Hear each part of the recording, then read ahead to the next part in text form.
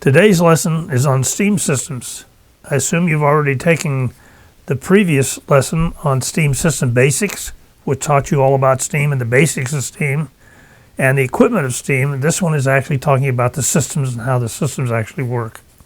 So remember, this channel talks all things HVAC, engineering design, construction, equipment, systems, test and balance, controls, efficiency, and performance.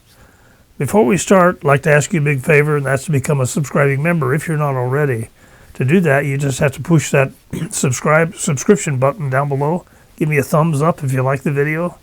The reason is these are totally free to you, painless to you. There's no cost, nothing, no one will ever bug you. What it happens and why it's important to me is because Google uses that to evaluate these videos, which actually keeps me on the air. So as a favor to me, I'd really appreciate you do that. It helps me a lot. All right, let's get started on steam systems. Thank you. So today we're talking about steam systems. The first one we're going to look at is a one-pipe steam system. Now these were systems that were used in residential in the turn of the century, the last century. You don't see many of these nowadays, but I want to explain what they are so you'll know. So these systems, the steam rises, here's the boiler, and the boiler gets hot, boils the water, and it rises up into this pipe, goes up to the radiators, because it's all radiators, and as it loses its heat, it condenses back to water, and it drips back down this pipe, back into this main pipe, the main pipe. So here we're contradicting one of those principles that we gave you in the steam basics, that steam flow should always flow, the condensate should always flow in the direction of steam flow. Well, this is exactly opposite. This actually comes down. Now, if the steam blows it down, it'll blow down to here and come down here. But if not, it'll drip down this pipe. It won't go this way because that's got steam in it. It'll push over this way and come this direction, or it comes this direction. And then it comes back into the boiler. So the condensate back down the steam pipes to the boiler, and the Hartford loop right here, this Hartford loop, actually keeps the boiler water up at some level, so it doesn't allow it to go dry. For whatever reason, it wouldn't allow it to do that. So this water will always be there. This is the makeup water coming into the boiler. This is the older residential units, like I mentioned. It is run by thermostats. It's not run off a fancy system. So basically, it has an outside air thermostat that is a go or no-go. So if it's too warm outside, it won't let it start. And then you have a room thermostat that turns the boiler on. So now most boilers, we don't do this. We don't turn them on and off all day long. This boiler you can, based on temperature, because it has no restriction on the system. As it boils, it has no pressure buildup. This is actually a 0 psi. I mean, it might be a couple of psi, but it's a very low pressure system. So there's not much problem with air or any of that kind of stuff. Always just gets pushed right out through the system because there's nothing restricting it. A typical sequence is when the outside air temperature drops below 65 degrees. Enable the boiler. Disable the boiler if the outside air temperature rises above 75 degrees. Now those set points are arbitrary. You can make it colder and warmer, whatever. I mean, it's strictly arbitrary about the residence you're trying to heat and what you're doing with it. So the internal boiler control, fire control, cycles the burners to maintain the room temperature set point. So that's basically what happens here. Now, a lot of these will actually have little thermostats on these. So it allow more steam or less steam depending on whether that thermostat's setting to. But they basically just condense and drip right back down to the system. So how do you start one of these up? Well, there's no balance in a steam system per se. There is a little bit on the water return, but we'll talk about that when we get into those systems. Verify boiler. Fill control is to verify it is working and that the boiler is full of water. So we're going to make sure that this system right here works. This is a critical control. So this controls this valve. When the water level gets low, it's going to fill it up with fresh water. And that's really important that work correctly. Verify the radiator zone valves are set to the proper temperature. These little valves up here, make sure they're set. Verify boiler pressure control set point. Cycle thermostat to start the boiler. These are real low pressure, so when you're starting it up, you get that. Make sure the water's in it, and then you cycle the thermostat. Now you can do a DDC overlay on this. Just run those override those control points, that the thermostat's used, and you can put a controller in there to do that, but still it's the same thing. It's almost typically almost manual. Cycle the thermostat or cycle the sensor to make sure it all comes on and works. All right, now we're going to talk about clean steam. Clean steam systems are used for systems that can't have any particulates or chemicals in the system, like autoclaves or clean steam injection. So if you're going to put steam humidification, it really needs to be clean steam. You don't want to put the amines and stuff you put in the pipe to keep it from corroding. You don't want that going into the airstream. So that would be important. And so these systems are called clean steam systems. They have internal controls. We don't control them from the outside. I'll explain that in a minute. Clean systems are constructed of corrosion-proof material, usually stainless steel. Supply water is pure water, usually from an RODI system. So the water, makeup water coming into this boiler is pure water.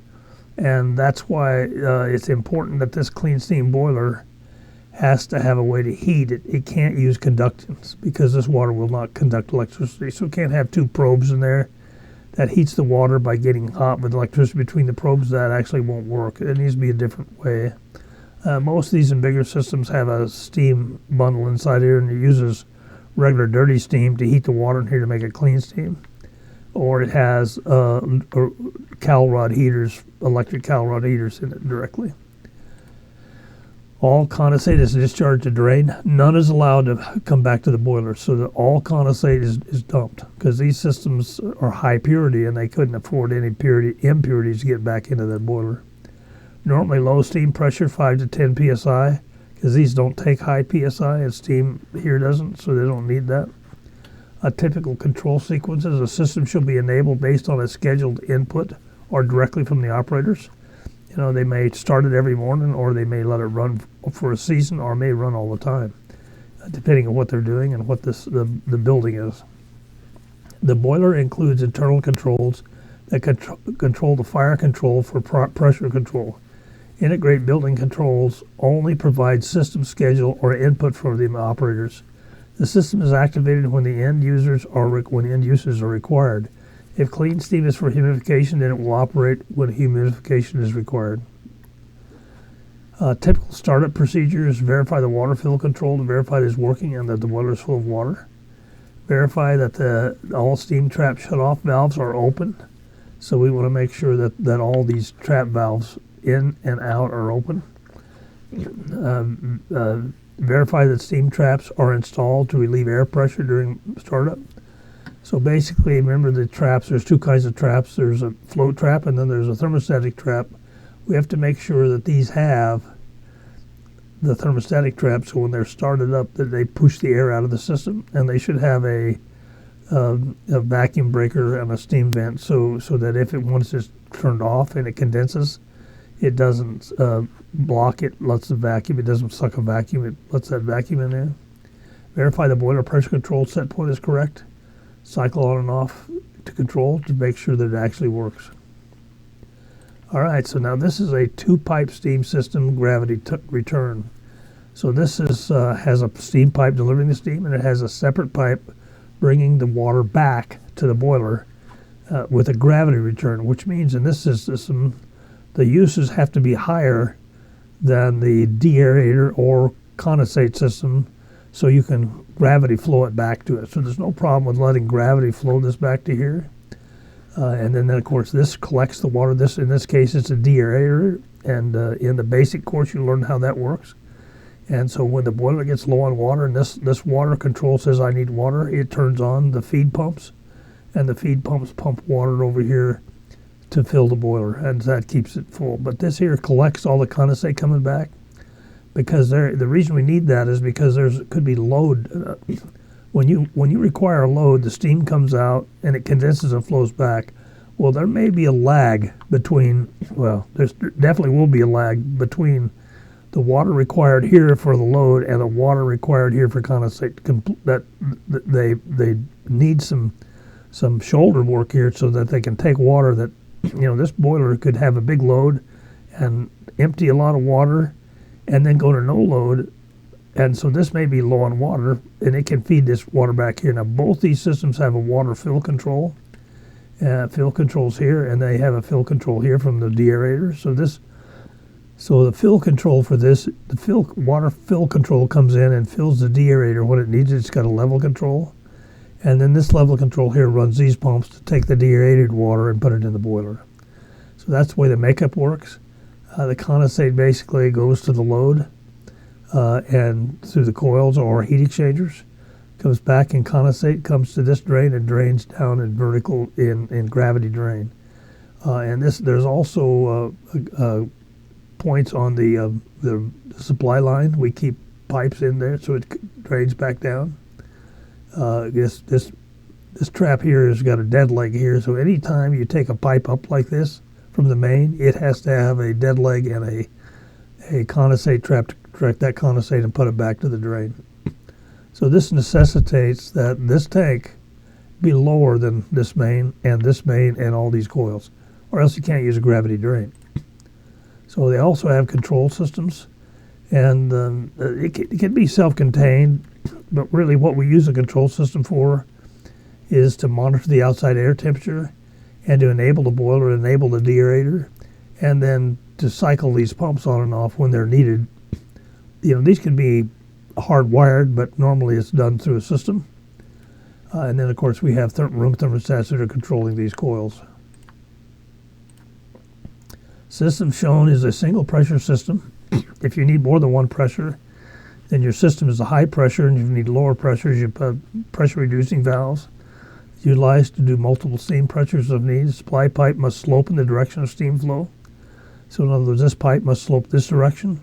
This pipe must slope this direction so that the steam pushes the condensate through the pipe. If you do it the other way, there's a problem. It's not going to work well.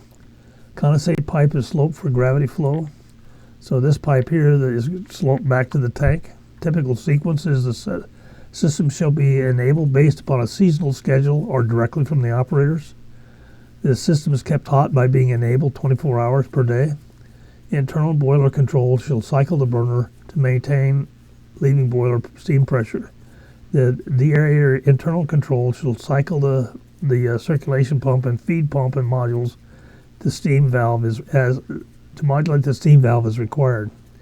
What we're saying here is that we don't normally on a steam system operate it like a regular HVAC system. We turn it on when we need it, turn it off, then turn it back on, turn it off, because the startup of a steam system is somewhat specialized. And normally when we first heat up a steam system, the operators are watching it just to make sure there's no problem, there's no vent stuck open, no trap stuck open, anything like that. So we need to observe it. And automatic start's possible, it's no problem, but it's not normally done that way. So what we're saying here is we're going to start it when the season gets cold enough to need it, and when the system is going to heat up all this pipe, it takes some steam to do that, and then we're going to run it 24/7. But since it's got internal control, if it has no load, it's just going to do enough to keep the pipes hot. So it's not much use, not much water, not much heat at all. Now, unfortunately, that'll probably be below the turn down ratio of this boiler, so it'll come on and come off, but that doesn't matter. As long as the system is kept hot, we don't care. The boiler can come on and off. Everything else is automatic.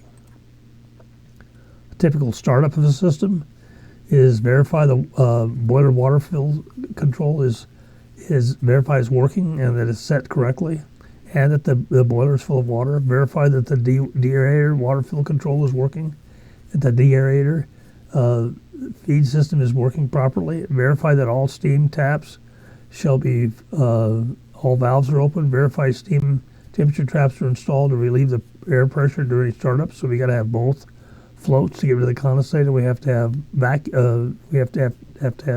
air traps, thermostatic traps to remove the air, because the steam systems don't work with air. Verify boiler pressure control and maximum pressure shut-off control set point. Cycle on and off the control to test the steam delivery of the system. So the last one, verify the boiler pressure control set point and maximum pressure shut-off control set point. Cycle on and off the control to test the steam delivery. That's how you start up a gravity return system. This is a two-pipe, same as the other one. Everything's exactly the same as the other one, except it's pumped return. It's got a condensate receivers, maybe more than one, so they can take this if this load happens to be down below here, it can take this condensate, pump it back to the deaerator. So then the height is not, you don't have to have them in order. This is the typical system. This is what normal the systems are. They have these pumps to pump it back, and again, it's the same. The makeup water comes into the deaerator, and it's pumped into the boiler when the boiler needs the water. And these are also condensate. They take the condensate. They have float valves in there, and when this thing fills up, it turns on these pumps and pumps it back to the deaerator. So we're returning condensate. It also has a control system, the same as the other one, to run the coils, to run the pumps on the deaerator into the boiler, to control the boiler on and off as is needed. So those are all possible to do. The operation is the same as gravity return two-pipe system. Normally the steam pressure is 5 to 125 psi. Normally more than one condensate tank and pumps, like I said. Typical control sequence of system shall be enabled based upon a seasonal schedule or directly from operators. The system is kept hot by being controlled 24 hours per day. Internal boiler control shall cycle the burner to maintain the living boiler pressure. The deaerator internal control shall cycle the circulation pump and feed pump and modulate the steam valve as required. The condensate receiver pump shall pump the condensate into the deaerator when the receiver float switch activates. Startup is like the same as the other boiler. Verify the boiler water fill control to verify it is working and that the boiler is full of water. Verify the deaerator water fill control is working and that the deaerator feed system is working properly, including condensate tanks and pumps. Verify that the steam trap shutoff valves are all open. Verify steam temperature traps are installed to relieve the pressure during startup. Verify boiler pressure control set point and maximum pressure shutoff control set points. Verify condensate pumps and float switches are working properly, and cycle it on and off to make sure it actually works. So that's pretty simple.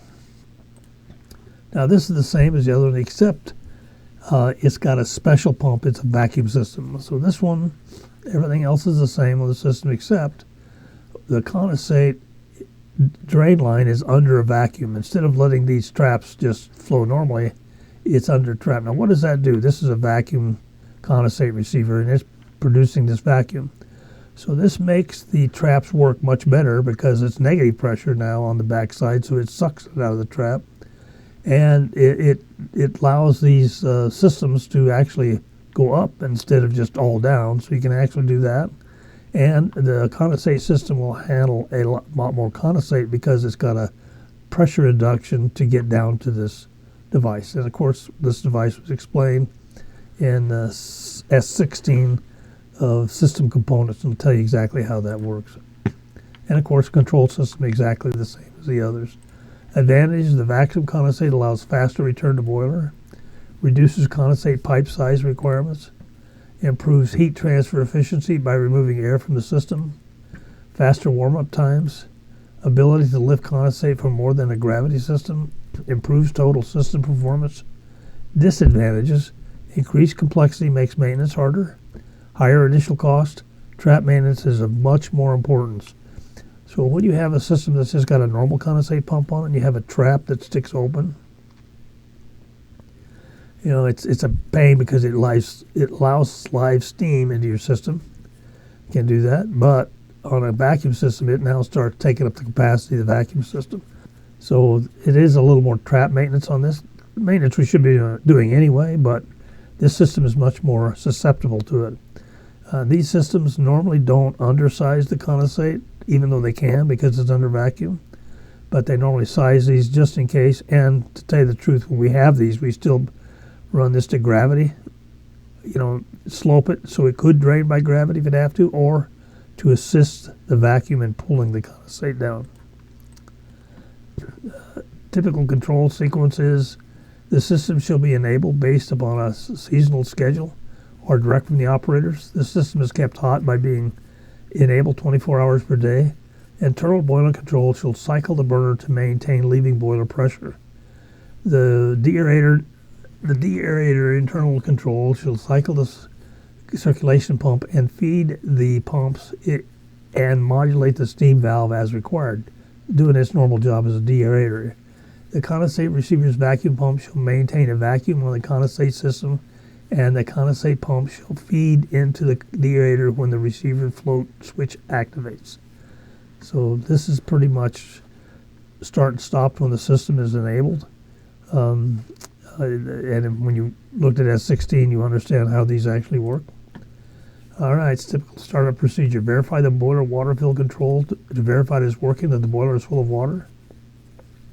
Verify that the deaerator water fill control is working and that the deaerator feed system is working and full of water. Verify that all steam shutoff valves are open. Verify steam temperature traps are installed to relieve air pressure, vacuum traps. Verify vacuum breakers are installed and are working correctly. Now this one's important to have vacuum breakers because it's a vacuum system. The vacuum breakers are over here on the supply side, not the return side. Verify the boiler pressure control set point and maximum pressure shutoff control set point. Verify condensate pumps and float switches are working properly. Verify vacuum condensate pump system is working correctly. Cycle the system on and off to make sure it actually works. So a little bit more complicated. Okay, so just some last thoughts on steam. As an HVAC technician, never take responsibility for the steam system, its operation, or its maintenance. Steam is a life safety system, and the final responsibility always rests with the owners operators who are normally licensed by the state for operation of steam plants, or if it's a brand new system, by the contractor that's actually starting the system up. Only advise or suggest system corrections or improvements based upon documented system design and specifications from qualified licensed professional engineers or operators. That license is there for a reason, and that's liability, so you don't want to try to take on any of that. I mean, you may be really intelligent and a lot about steam systems, be capable of doing this, but I don't recommend you do that. Remember, steam safety is everyone's responsibility. All right, well, I hope you like that, steam systems. Hope you learned something through that. Appreciate you being a subscribing member. Appreciate you watching the video.